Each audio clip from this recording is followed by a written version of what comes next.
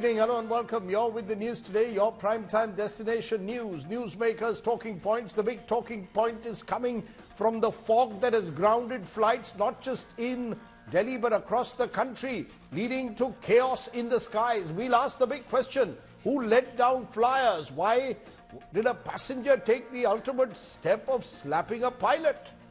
All that and more. Also, can the Bharat Nyay Yatra of Rahul Gandhi trump the BJP's Mandir card? That's our political face-off.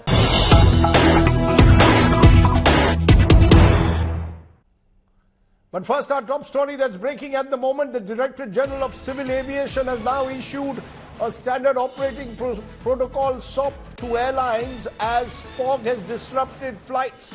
The DGCA now says airlines will have to inform flyers about delays via SMS emails.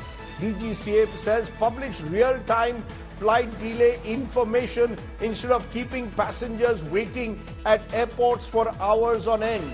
The DGCA has asked airlines now to provide facilities to passengers if the delays are unconscionable. Airlines will have to follow this SOP with immediate effect.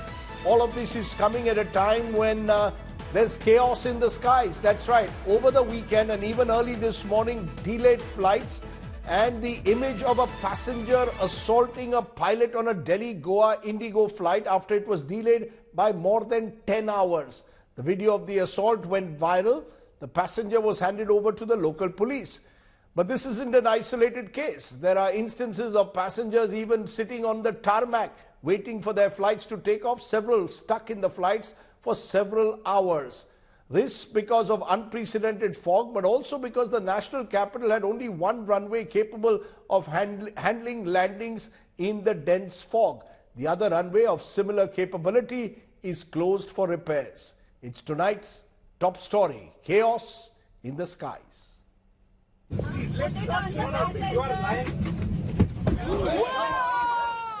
With the fuse shorter than a firecracker, treating air travel like a Wild West showdown. That is how a passenger on an Indigo flight bound for Goa unleashed his fury on a pilot. The passenger, identified as Sahil Kataria, went full tilt. Kataria surged forward, slapped and punched the pilot after he announced the flight, already running behind for 13 hours, would be delayed further due to thick fog conditions. This pilot, he coming and saying like, oh, you guys asking too many questions. Because of you, we missed our line, our turn, and now because of you, we have to wait more. Of course, it's wrong to hit the pilot, but also, why he blaming passengers in this? He's supposed to understand people got fed up. Kataria was booted off, handed over to airport security in Delhi and hit with charges. The unruly passenger also likely to find himself on a no-fly list. No, sorry. You raise hand on. The video of Sunday's in-cabin assault at Delhi airport went viral. The aviation minister issued a no-nonsense warning to passengers going off the rails on flights. Having said that, flight delays due to low visibility disrupted operations at the Indira Gandhi International Airport in the national capital. The bigger question is that why don't airlines put a proper coordination in place to ensure that the process beyond the cancellation is eased up? That's a very big question, and the visuals around me speak for themselves. When a flight is cancelled or a flight gets delayed, why can't airlines speed up their process and ensure that people who are at the receiving end know what is the next solution? People are standing and talking in the office, but there's no one coming out and explaining things to us or security. The reason being, nobody is listening. Okay, well, nobody is listening, then you do something about it. It's your responsibility. The public is suffering. They tell us that just bring up the luggage over there and go to the second floor over the desk and you can ask for more clarity. And it was even worse over here.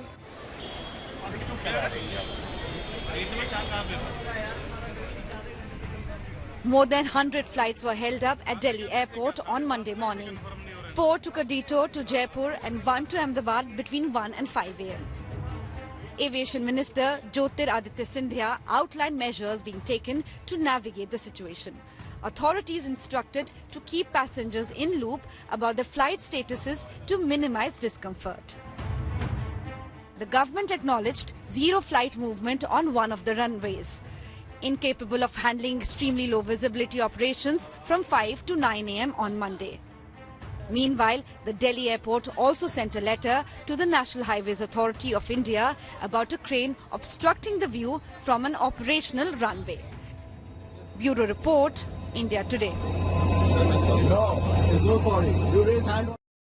Meanwhile, Indigo has issued a statement on that passenger assault, and this is what it reads. A customer assaulted our first officer on the 14th of January.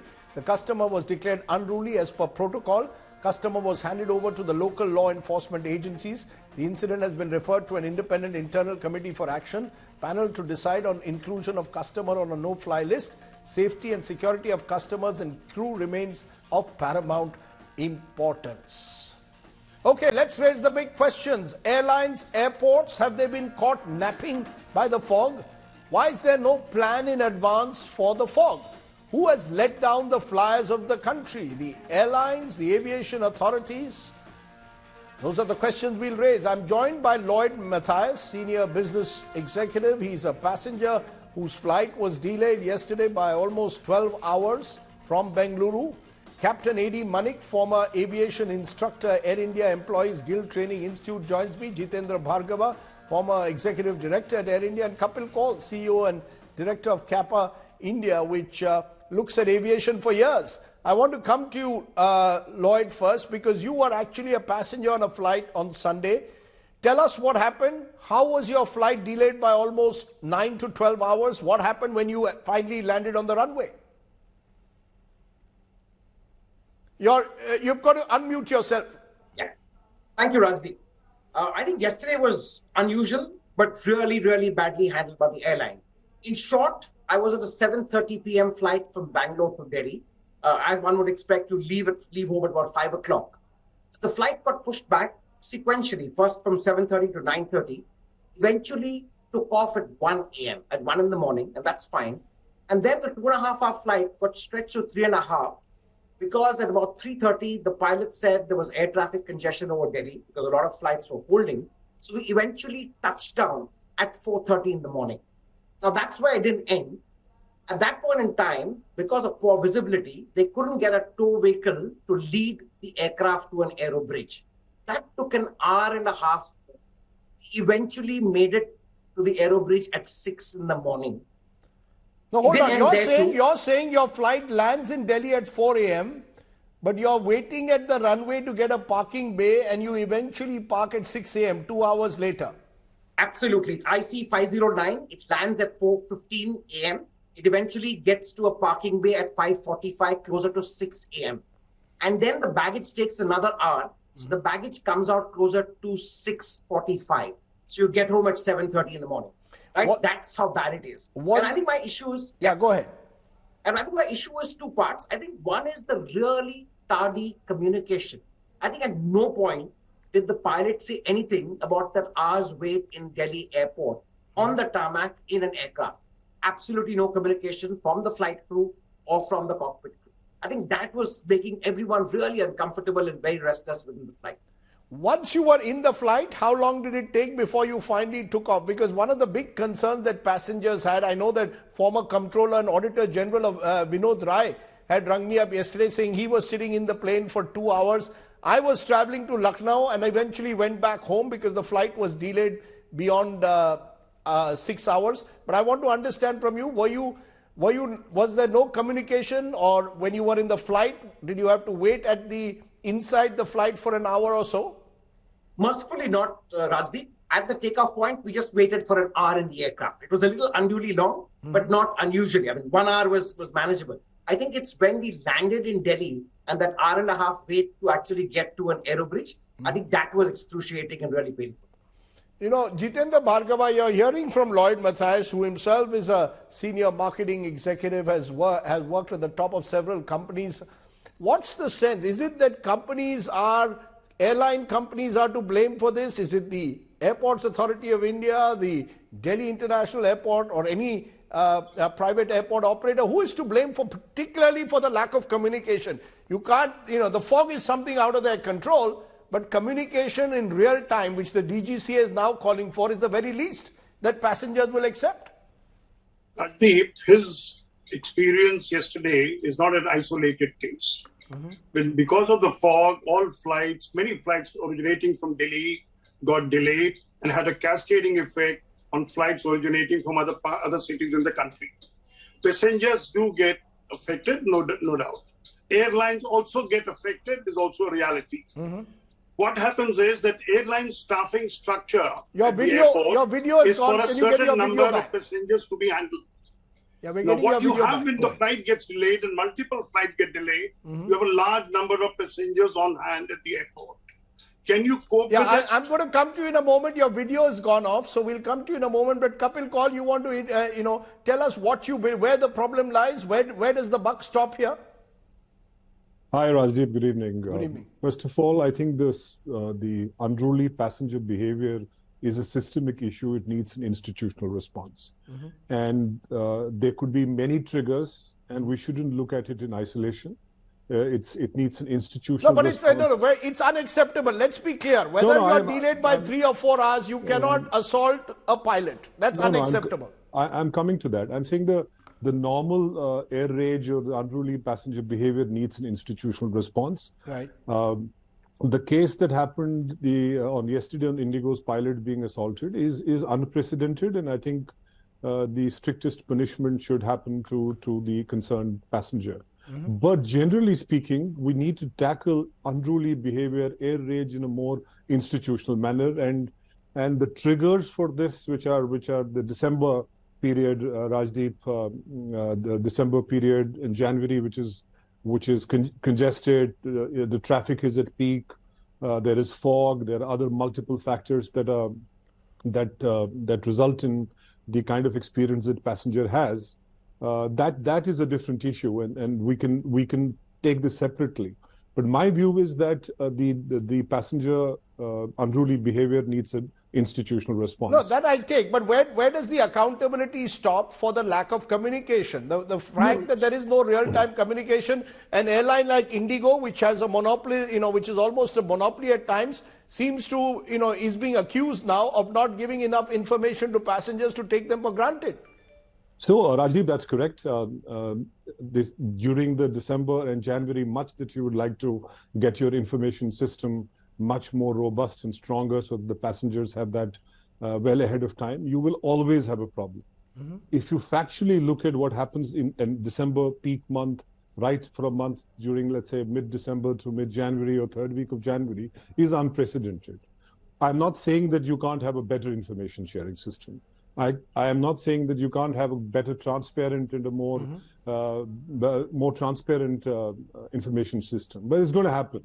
You can't avoid it. The congestion is a reality. Okay. What you can do is you can minimize it as much as possible, and I'm glad that the minister has taken a very proactive, as he usually does, very proactive measures, and SOPs are being. Yeah, but there will be those, I take your point, but there will be those, Jitendra Bhargava, who will say the minister stepped in because the passengers have, it requires every time a chaotic situation for the ministers to eventually step in. You'll recall last year, the congestion that was there in terms of passengers entering the airport and crowding the terminal, and that required a new system to be put in place. Now, we're talking of real-time communication to passengers if their flight is delayed. Do you believe that is possible, that is something which needs to be done? Is there a model out there? And I come back to it. Where does the buck stop? Rajdeep, the unfortunate part is that the airlines expect minister to prod them into action. Why can't they be proactive and take decisions? They have enough experience to know how to go about it, handle a situation of this kind. Communication part is essential. I'm a communicator myself. But the reality is, can you communicate, and what can you communicate? In a fog situation, a flight has got delayed. Is the airport staff in a position to say the fog will get cleared and we will take off in a couple of hours? The answer is no. So they use the silence rather than give a false kind of a thing or an optimistic view, probably in 2 hours we'll take off. It doesn't happen that way. This is a reality on ground at the airport.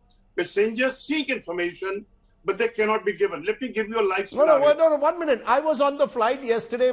My flight from Lucknow, from Delhi to Lucknow was to leave at 7:55. At 7 a.m. we are told the flight is pushed to 8:40. At 8 o'clock we are told the flight is pushed to 10 a.m. At 9 a.m. I am told the flight is pushed to 11:30. At 10 a.m. I am told the flight is pushed to 1 o'clock. Are you saying that's routine that happens all across the world?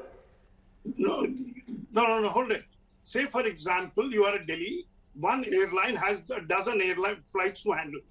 You have the aircraft coming in from somewhere, landing, and you are going to deploy the aircraft in another sector. You look at various factors to decide which sector will we operate, and that is where the uncertainty comes in. You said, okay, this pilot will be taking there, the FD flight and duty time limitation will come in. Will the aircraft get stuck there for next day's operation? So there are multiple factors that are looked at the things and then decided where it is. Now, question is, you take an optimistic view, like you said, they said we'll take off at 8:30, then at 10 o'clock, etc. They said, okay, first is the aircraft availability. Second is the pilot's availability. The FDTL will not come in. Then the weather uncertainty at some places, can we operate all those flights? Should we clear aircraft which has a larger number of passengers on board? Multiple factors come in. But communication is vital. You can always look at, there are some people who would welcome communication and said we were at least told about it. Then there are others who will accuse the airline that we were told repeatedly and they were white lies. It's a question where you are in a catch-22 situation. I know it's a difficult situation, but look at it. The difficult situation, Kapil Kaul, has been aggravated. Look at Delhi. One of the runways has not been operational. The runway which has Cat 3, one of the key runways, has not been operational since December 15th. It's being repaired. I mean, surely this was, this was not the time to go. The one main runway that you have with Cat 3 is non-functioning in the national capital. Should that not be a concern in Mumbai? There was an air show for 3 days. Mumbai airspace was also locked in for 3 crucial days in a very busy tourist season. I mean, there are questions of priorities, there are questions of organization. Now the minister stepped in and said DGCA must give an instant approval now to this 4th runway of Delhi. So there are other problems also on the ground. No, that's correct, Rajdeep. And one of the other things that you may need to factor in is that if Delhi airport has Cat 3B compliant runway, there are only 6 airports, 6 metros that have Cat 3B compliant airport. The spoke airports around Delhi airport are not Cat 3. So what Mr. Jitendra Bhargava was saying about the situation getting out of hand, it's because of the fact that sometimes the flights around North India don't have a Cat 3B operation and landing system. So if you don't have Cat 3B around 8-10 airports or 7-8 airports in the northern India, it impacts the Delhi airport as well. And how many pilots would you say, Kapil, are trained to land in Cat 3 on Cat 3 airports? Are most of them trained now? Almost closer to 5,000 are trained for Cat 3B landing. But normally when the schedules get disrupted in a national grid, it will sometimes be not possible to have a pilot who's trained for a Cat 3B operation. But I must just add, frankly, that you will again have such situations. You can avoid the severity of the situation. There will be pockets again between 15 December to 15 Jan, particularly in North India, that you may have a very, very serious situations because the fog, the weather is changing. And Rajdeep, one more thing. It's not, I mean, I don't know whether anybody is aware that in December 22, in United States, Southwest had to cancel 17,000 flights on the weather because of the inclement weather. In Europe, these disruptions are common. I agree that we could avoid it, and we should make sure that there are SOPs in place, information sharing system in place, customer engagement in place. But this is going to happen again and again. We can avoid the severity. I take your point. You're saying you can't avoid it, but you can avoid the severity. But Lloyd Matthias, as someone who's worked in corporate culture, is there a fear that some of our airlines have become monopolistic and the passengers are dependent on them? Therefore, their inability to communicate to the passengers is becoming a big concern. That they tend to treat passengers for granted. They need to communicate, they need to have better systems in place. Absolutely, Rajdeep. I think what we have staring at us in the face is the fact that there is a comfortable duopoly in play. There's the Tata Group that owns Air India and Vistara, and then there's Indigo. And there are a lot of routes where you have no choice but to fly one or the other. I think in that context, I think the airlines, recognizing that this is an annual occurrence, I think need to plan better. They need to have some cross-functional teams where they can, move passengers on either airline when the severity of this thing happens. The second part, I think being part of a service industry, I think they need to treat consumers and travelers much better, and their staff need to be trained to communicate. I mean, you wouldn't go to a hotel and expect for 1 hour to hang out in the reception before someone attends to you. Whereas in this case, there are hours going by when neither the cockpit crew, nor the cabin crew, nor the ground staff are communicating with passengers. And this only aggravates difficulty. And this is something that should have been foreseen. I mean, Delhi's and North India's fog between December and Jan is an annual occurrence. Kapil spoke about Cat 3. I think Cat 3 is in play. But the fact that all this reaches a point where you have 12 to 14-hour delays and zero communication with passengers, I think is completely unacceptable. And I do believe that having a duopoly in the Indian aviation sector is a big cause for worry. Do you agree with that? That Jitendra Bhargava, we have a virtually, if not monopoly, a duopoly today in the aviation sector, and therefore at times passengers are being taken for granted. Rajdeep, absolutely not. You will recall we've done several programs where people have been have not been communicated the right position even 10 years ago when there were 6 airlines operating. Jet Airways was there, Kingfisher was there, there were many other airlines. It's the same scenario when people talk of fares being, because of the monopoly, fares going up. We had last year a severe debate on fare increases when there were 5 airlines operating. It isn't because of these factors. Airlines have no incentive to mistreat a passenger, delay a flight, cancel a flight, divert a flight. It is happening because of factors which are beyond their control. I've been only seeking from passengers some kind of consideration, appreciation of operational constraints, not in the normal situation. When you have fog hitting the flight schedules, aircraft scattered everywhere, flights operating, as Kapil very rightly said, Cat 3 pilots when you roster them on a certain day, the fog doesn't come the next day. You need rest. How do you multiply it? And let's not also forget, in the year 2023, 133 aircraft got added, which meant 2,000 additional pilots.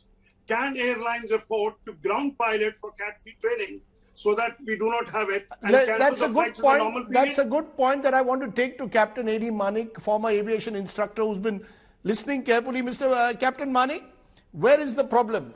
Are the pilots also limited in their choices at times like this? Are airlines, in your view, limited when you're faced with a severe fog? Is there a solution out there?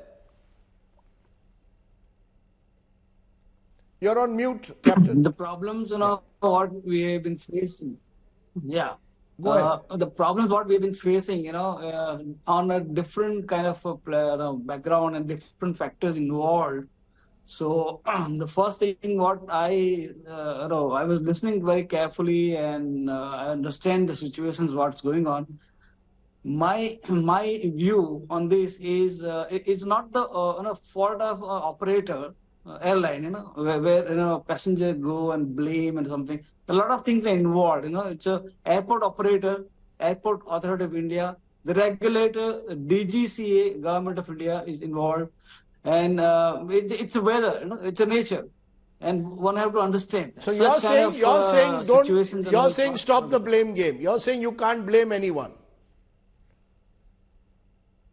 Yes, I agree that, and that strongly we can't blame somebody. And we need to concentrate on have a meeting with the regulator and the airport operator and airline operator, and then. No, I take your point, Captain.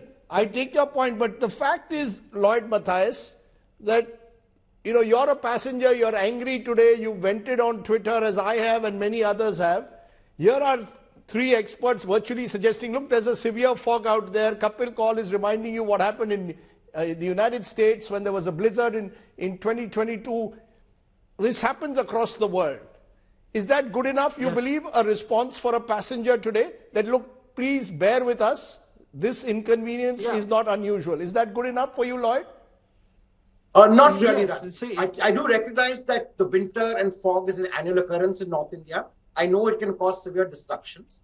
I think the manner in which it's been handled, the fact that it just took today for the aviation minister to kind of wake up and, taken some measures right to the airlines, very fact that the two airlines have not been speaking with each other to accommodate passengers on each other's flights, the very fact that communication has been pathetic, if not dismal, I think a lot of this speaks of the fact that there is a sense of complacency, the fact that we can take passengers for granted. And in a modern world where there are lots of people are traveling, I think this is completely unacceptable. I hear all the three aviation professionals on the show. I'm deeply disappointed that an industry that's so large is, you can say, so immune to consumer issues. I think this is serious. In any other industry, this would be an absolute no-go. I think this calls for severe penalties, and the aviation ministry must take it up very, very strongly with the airlines. Cannot take passengers for granted. You cannot take passengers for granted. Let me give my friend Jitendra Bhargava a final word. Lloyd Mathai is saying, don't take passengers for granted anymore. Rajdeep, no airline takes passengers for granted. There is competition. There are people being lured. Jitendra Bhargava, it's not as simple as that no airline takes passengers. You need better training, you need better HR, you need better reach out. Why do you think passengers are getting so infuriated? Passengers are getting infuriated because of the experience they've had in the fog without appreciation of the constraints. They believe what matters to them is one single flight. What matters to the airline is the total flight operations, not for the day that they are talking of the next day. So there are various constraints that they have. Now, no passenger, let me repeat again, no, it is not in airlines' interest to delay or inconvenience passengers. They wouldn't take it for granted. Both the airline, Tata Airlines as well as Indigo, have placed huge orders for aircraft. If they adopt this policy of taking passengers for granted, how are they going to keep the market stimulated and fill up the aircraft that they're going to be inducting over the next few years? The growth of the Indian market is in the interest of the airlines, whether there are a couple of airlines or there are 6 airlines operating. Okay. And that's the biggest kind of bet that one can put on, that monopoly will not be exploited because there are far too many aircraft that have been ordered. And they will keep looking for passengers to fill up the aircraft. Let me leave it there. We've had two very different points of view. Some from the passenger perspective, some from those who've been in the airlines. Clearly something needs to be done. We are proud of the fact that we have this open skies policy, but open skies cannot lead now to chaotic skies. You need better work both on the ground and in the air to ensure at the end that passengers come first, their safety as well as their convenience. I appreciate my guests joining me on my top talking point tonight. Thank you very much to all 4 of you. Let me turn from there to our top political story tonight, because Rahul Gandhi, the Congress leader, is on a Bharat Nyay Yatra. It began yesterday from Manipur and will stretch all the way to Mumbai in March. The Yatra, though, comes in the middle of all the buzz over the Ram Mandir consecration next week in Ayodhya. While the BJP has launched nationwide events to mark the temple inauguration, the Congress is hoping Rahul Gandhi's Yatra can counter in some way the Mandir card. Will it really? That's our political face-off. First, take a look at this report. Rahul Gandhi is walking again. The Congress MP started his Bharat Nyay Yatra on Sunday from Manipur, a state sharply divided between Meitei and Kuki-Zomi communities, ever since a series of violent clashes broke out in April last year. Rahul, who is on a hybrid tour comprising both bus travel and Padyatra, targeted Prime Minister Narendra Modi over his failure to visit the strife-torn state. आज तक हिंदुस्तान के प्रधानमंत्री मणिपुर में आपके आंसू पोंछने, आपसे गले लगने, आपका हाथ पकड़ने नहीं आए। शर्म की बात। Congress President Mallikarjun Kharge also targeted Prime Minister Modi over the government's handling of Manipur. Manipur को मोदी जी आते हैं वोट पूछने के लिए, लेकिन जब मोदी जी यहाँ के लोग मुसीबत में हैं तो उस वक्त इधर मुंह नहीं दिखाते, मुख में राम बगल में छुरी, ये मत करो जनता के साथ। Kharge's mention of Ram in making a political point was hard to miss. Incidentally, the Congress leadership has decided to skip the Ram Mandir consecration scheduled next week. But there is a disquiet within the party over the approach taken. Congress leaders Dipender Hooda, Ajay Rai and Avnish Pandey took a dip in Saryu River and had a darshan of Ramlala on Monday. I do not need the BJP to play a middleman between me and my God. They should stop being self-advocated, self-appointed contractors of the Hindu religion. In today's India, Ram Rajya has been torn to pieces and the BJP has to do some self-questioning as to what is the issue that they are fighting on.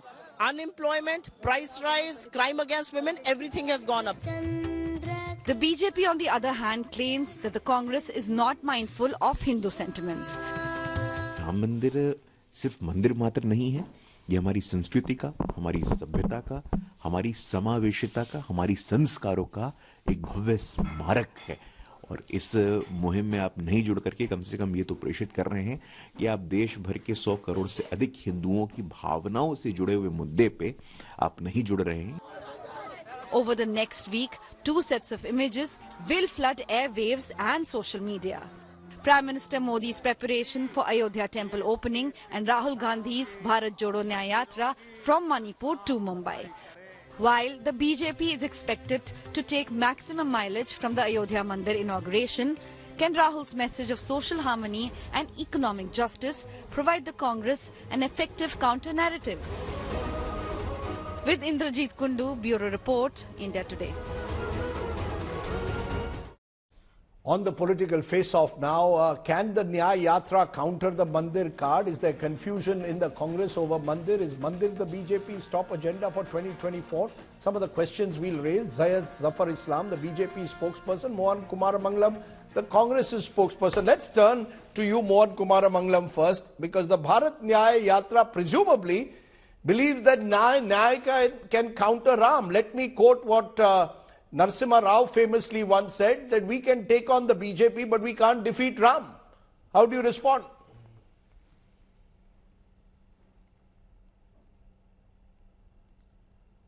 Mr. Kumaramangalam, can you hear me? Okay, we seem to have a problem with Mr. Kumaramangalam's audio. Let's go straight to Syed Zafar Islam. Syed Zafar Islam, is it that it's now Ram versus Nyay?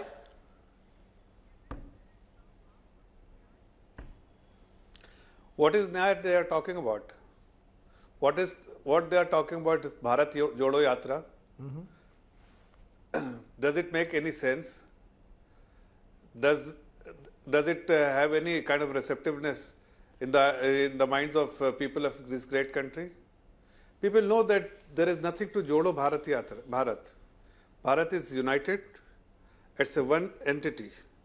It's one country.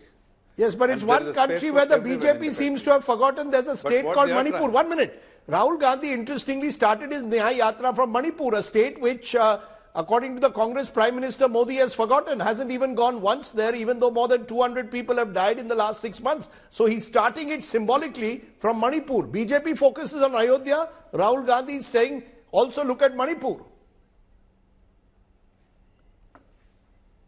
Now there is a peace in Manipur, and Congress and Brigade, Rahul Gandhi and Brigade, they are trying to disrupt the peace which is now prevailing in Manipur. They were responsible for all the unrest in Manipur even since 90s. There is always an unrest in Manipur today, at least, or in entire northeastern states. But today you can see there is a peace all over, with the exception was for last few months in Manipur. Now there is a peace, but somehow they do not want peace to be prevailed in Manipur. That's why they are now started this so-called Bharat Jodo Yatra to disrupt the situation there as well. But let me tell you one thing, Rajdeep, very clearly. It is nothing but a picnic for Rahul Gandhi. And Congress party has purposely, because they do not want his involvement in the election, so they have purposely asked him to go for this picnic. For Congress party, Rahul Gandhi is nothing, and they are not treated him, and they do not treat him as a leader who can really lead from the front, and he can only speak. So they are making him walk and do the picnic with his friends and public wherever it's possible, but they do not you're saying his it's interference in party atmosphere, No, Mr. Zafar Islam, you're dismissing. Just a minute, sir. Sir, just a minute. You're dismissing it as a picnic. You're saying this is Rahul Gandhi going on a picnic. Is it that therefore you believe that the issues that Rahul Gandhi raises, or a Mallikarjun Kharge, when he says that unke muh pe Ram hai, lekin bagal mein churi hai, they are saying that the BJP is trying to divide people using the Ram card. The Congress says it's trying to unite people, talking about livelihood issues like jobs and prices. How do you respond? See, Indian economy is doing well. Country is becoming strong. People are becoming rich, and now they are in much better position. Their disposable income is going up. Their net worth is going up. So there is a prosperity all around. But Congress party, they need to really introspect what they are up to. There are people who had no electricity, they are not now getting electricity. People used to queue stand in the queue for ages to get a gas connection or telephone connection. Today it is easily available over a phone. So the life of a common man has gone up very comfort. The ease of living has gone up significantly for a common man, unlike during their tenure. Somehow these people have nothing to complain, so they raise this issue, which they find that there is absolutely no receptiveness in people's mind, because people are happy. People know that there is a leader who is leading from the front, and he is providing every possible thing to a common man on the street, so their livelihood, their standard of life should improve, and it has improved significantly. Yeah. So people are happy. No matter what Rahul Gandhi and company do, it cannot dent our vote bank at all. Okay, I've given you time because Mohan Kumar Mangalam is finally through. The Congress always seems to, at the moment, either they are grounded because of fog or because the lines don't seem to connect to them. But Mohan Kumar Mangalam, before you joined us, Syed Zafar Islam says Rahul Gandhi is out on a picnic. India is happy. It doesn't need anything to jodo. Rahul Gandhi is out of sync with the mood in the country. The mood in the country is happiness, according to Syed Zafar Islam, with the Mandir coming up.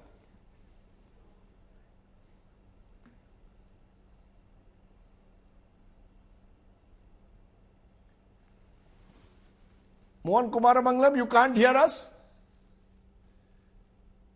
It seems almost as if the Congress's line is, for more reasons than one, not working today. We'll try one more time to try and connect to Mr. We'll try one more time to connect to Mr. Kumar Mangalam. In the meantime, Zafar Islam, I mean, are you saying therefore that you're completely discounting this Nyay Yatra? When you say it's a picnic, you're smiling now because the Congress is not even there on the face-off at the moment. When you say it's a picnic, is the BJP almost being arrogant about it? That we don't care what Rahul Gandhi does, we've got our Ram Mandir coming up and we'll go to the people with the Ram Mandir issue. No, Rajdeep, you have to understand, you are just becoming only talking about Ram Mandir. You have to see and do a back testing of the last 9.5 years what we have done. We are serving the people. Our primary focus is an ordinary man on the street. That's why Honorable Prime Minister has said that there are 4 categories of people who are being focused by our government, and that is the women, youth, and so on. So four categories, and they are being on the focus area for our government. Because if we talk about farmers, we are doing everything for the farmers, starting from Pradhan Mantri Samman Nidhi scheme and so on and so forth. So the focus area is very different. That's why the livelihood of the people is going up. The ease of living for them has gone up. But what is more important, we are focusing on these issues. They are talking about only Bharat Jodo Yatra. They should focus on their own party, because people are leaving their party and they talk about the Bharat Jodo Yatra. First, they should fix their own problem. Party Jodo Yatra he should start, because people are leaving. All his Rahul Gandhi brigade has left the Congress. Who is left now in the Congress party? None, because they find it very difficult to work with him, and that is why it is important for Rahul Gandhi or Mr. Kharge to fix the problem, internal problem, so that or call it as instead of Bharat Jodo Yatra, Congress Jodo Yatra. Okay. I think it will at least resonate among the people. But when they say Bharat Jodo Yatra, it doesn't resonate. Okay. We interviewed Milind Deora, the Congress leader, to understand why he had left the Congress party. Listen in when I asked him where he stood and why he'd taken that decision.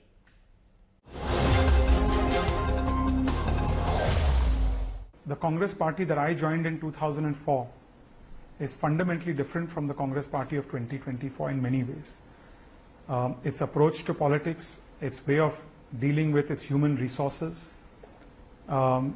its organizational capability, its approach to issues, its role as a opposition, constructive or destructive. All of these are things which have fundamentally changed in the last few years.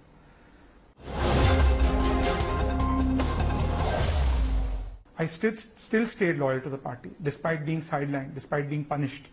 For what? For giving constructive suggestions.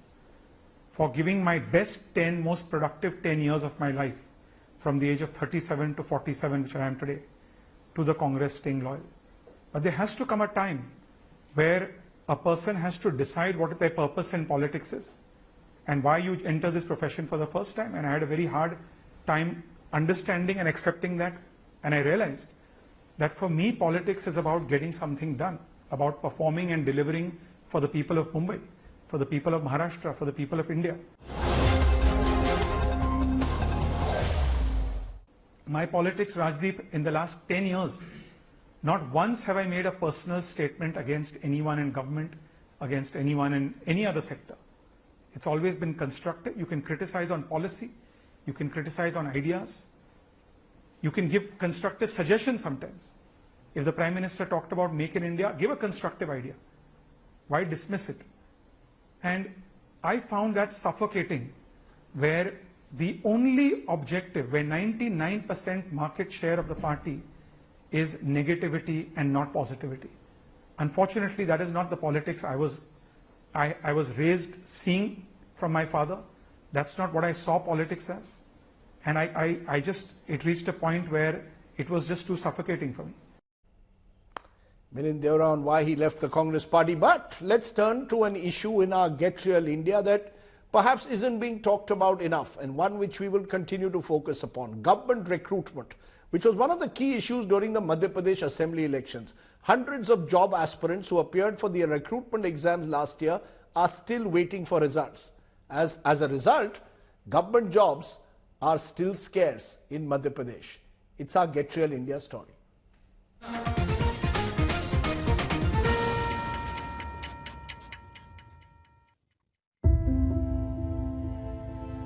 Sitting outside his house and flipping pages of a book on a cold January afternoon is Rajiv Ahirwar, who applied for the Forest Guard's job. Ahirwar from Bairesya Tehsil near Bhopal breaks down when he recounts how he is still awaiting results of the Forest Guard recruitment exam conducted last year.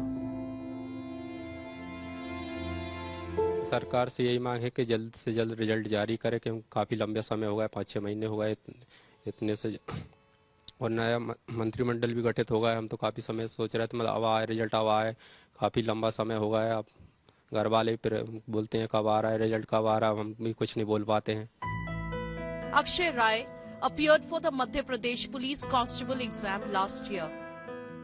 The last 4 years he spent preparing for the exams. मुझसे बड़ी 3 दीदियां हैं, जिनमें 2 दीदी की शादी हो चुकी है। एक जो दीदी जिससे मेरी बड़ी हैं दीदी, हालांकि मेरे मम्मी पापा भी घर पे कुछ काम नहीं करते, तो जो मुझसे बड़ी दीदी हैं वो अभी घर में कोचिंग जो है पढ़ाती हैं, बच्चों को कोचिंग पढ़ाती हैं, स्कूल पढ़ाने जाती हैं, पूरी घर का खर्चा भी वही चला रही हैं। इस दौरान रिजल्ट नहीं आता है तो मुझे कुछ ना कुछ करके अपने फाइनेंशियल स्टेटस ठीक करने के लिए मुझे कोई और नौकरी की तरफ जाना पड़ेगा। Aditya Raj Singh from Panna is also awaiting results. Aditya had applied for jail guard's job over a year ago. यदि अगर अब और डिले होता है रिजल्ट तो हमारे लिए अब ऑप्शन काफ़ी कम बचेंगे। 2 से 3 महीने अगर नहीं हो पा रहा है, अगर और लोकसभा चुनाव में अगर फिर डिले होता है तो हमारे पास विकल्प कम रहेंगे। हमें किसी दूसरी प्राइवेट सेक्टर में या कोई सभी छोटा मोटा बिजनेस है जो भी घर में कुछ हाथ बटाना पड़ सकता है, हमारी पढ़ाई यहाँ से डिस्कनेक्ट हो सकती है पूरी। In 2023, the Madhya Pradesh Staff Selection Board had organized recruitment examinations for about 21,000 posts in 8 departments. While results of many tests are awaited, even for those that were announced, appointment letters are yet to be issued. The job aspirants are hoping the new government headed by Chief Minister Mohan Yadav will fulfill the BJP's promise to fill government vacancies. With Ravish Pal Singh from Bhopal, Bureau Report, India Today. One of those issues that gets lost amidst the headlines. Let's turn to our good news today story, which today comes from Bihar's Ara district. Prashant Kumar, a civil engineer, has made a floating houseboat on the Maholi Ganga River. The boat is a hit among Instagram reel makers there. Take a look at tonight's good news today story.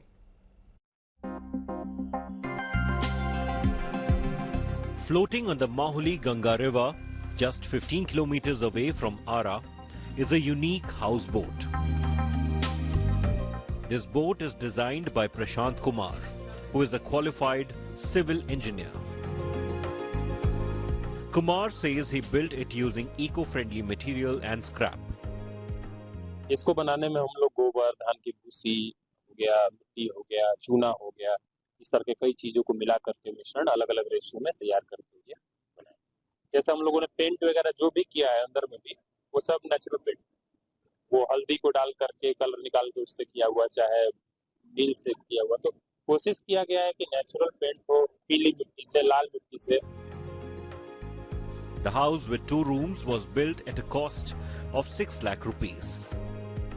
Bihar में एक पहला experiment है ना, और हमारा ये motive नहीं है कि हम घर बना बना के बेचें, लेकिन हाँ, अगर इसको एक हैप्पीली इको टूरिज्म का एनवायरनमेंट डेवलप होता है तो उसको करने में बिल्कुल बहुत अच्छा लगेगा कि हम अपने क्षेत्र में ऐसा कर सकें कि देश विदेश के लोग आए, देखें और घूमें और बिहार का नाम ऊपर। और अब हम लोग कोशिश कर रहे हैं कि इस साल हम लोग 1 से 1.5 लाख की लागत में एक घर बनाएं जो और सस्ता हो। The floating house is currently a hit among people who come to shoot social media reels. Bureau Report, India Today. And let me leave you with our image tonight, where a viral Ram Bhajan video from Kashmir. Pran Pratishtha tunes in with Pahadi language. Listen in to Batul Zehra's soulful Ram Dhun, her way, she says, to unite Kashmir to Ayodhya. Listen in. Good night. Goodbye. आज पूरा मुल्क राम गीत गुनगुना रहा है और इसमें हमारा जम्मू और कश्मीर भी पीछे नहीं है। चलिए मैं आप लोगों के साथ जुड़ जाती हूँ उड़ी कश्मीर से।